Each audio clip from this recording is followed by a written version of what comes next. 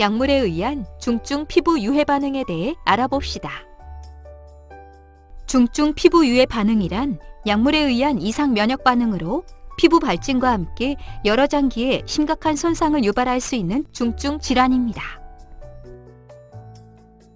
대표적인 중증 피부 유해 반응에는 스티븐스 존슨 증후군과 독성 표피 괴사용해 그리고 드레스 증후군이 있습니다. 스티븐스 존슨 증후군, 독성 표피 괴사용해. 개념: 스티븐스 존슨 증후군이나 독성 표피 괴사용해는 피부나 점막에 존재하는 세포들이 약제나 다른 원인으로 유발된 면역 반응에 의해 손상되어 발생합니다.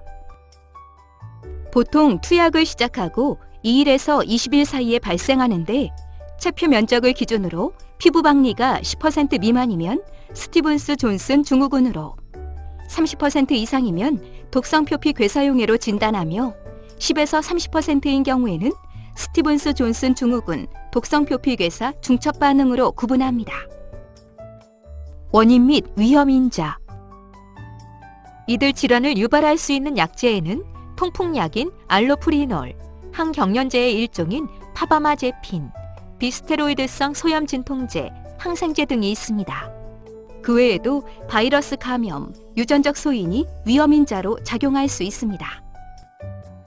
증상: 피부 증상이 나타나기 몇 시간에서 수일 전에 발열, 권태감, 눈이나 목에 불편감이 나타나는데 이러한 전신 증상은 본격적인 피부 증상이 나타날 때까지 1일에서 2주간 지속될 수 있습니다. 참고로 이러한 증상을 감기라 생각하고 원인약 복용을 지속할 경우에는 상태가 더욱 악화될 수 있습니다. 전신 증상 발생 1에서 2주 후에는 피부와 점막에 짙은 홍반이나 자색반이 나타납니다. 피부 병변은 통증을 동반하고 주로 대칭적으로 나타나며 얼굴이나 흉부에서 시작하여 다른 부위로 번지는 양상을 보입니다.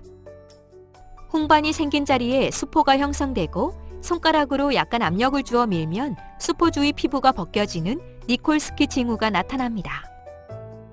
그리고 대부분의 사례에서 한 곳 이상의 점막을 침범하는데 입술이나 눈 침범이 흔하고 내부 장기로 침범할 수 있으며 식도, 호흡기계, 비뇨기계 등 다양한 기관을 침범할 수 있습니다.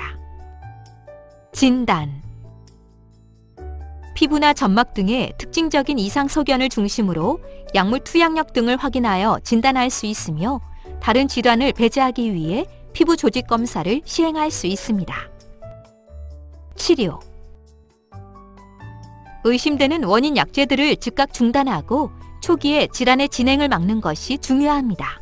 피부 장벽 손상으로 인한 수분과 전해질 손실을 보충해주고 세균 감염을 치료하기 위한 항생제 투여가 필요할 수 있습니다. 경과: 질환의 정도에 따라 사망률이 달라지는데 스티븐스 존슨 증후군의 경우에는 10% 내외, 독성 표피 괴사용해의 경우에는 30%로 다양합니다. 드레스 증후군. 개념: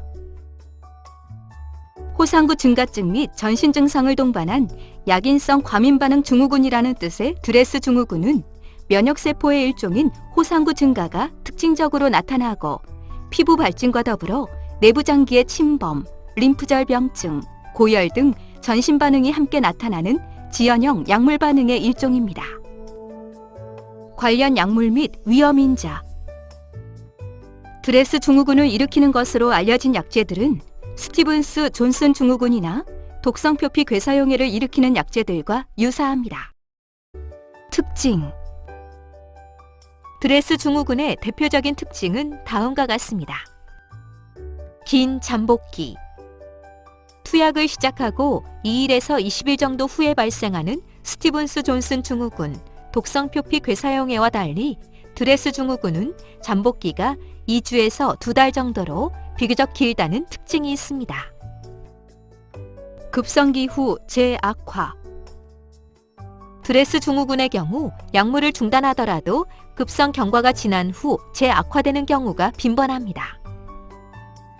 증상: 피부 병변.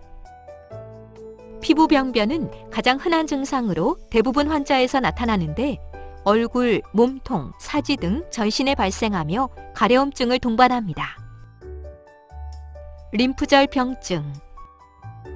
림프절 병증은 환자의 30에서 70%에서 나타나며 경부, 겨드랑이, 서해부에서 림프절이 크게 만져지는 경우가 흔합니다. 혈액학적 이상. 환자의 70에서 80%에서는 심한 호상구 증가증이 관찰됩니다. 내부장기 이상.